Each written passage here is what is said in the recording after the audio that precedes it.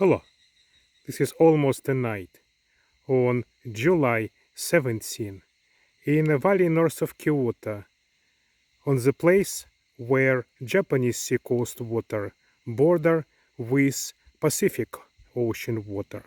So this is a ridge with altitude about 600 meters, and on that ridge cletra start to flower.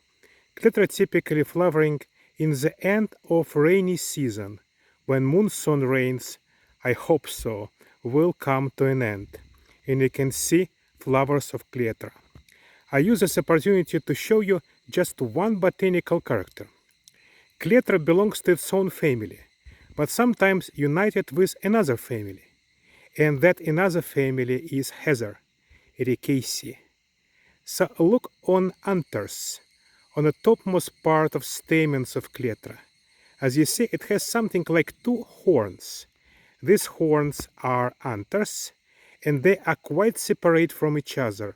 This is character which unites cletra with the heather family, which also has that interesting separation between uppermost part of the stamens.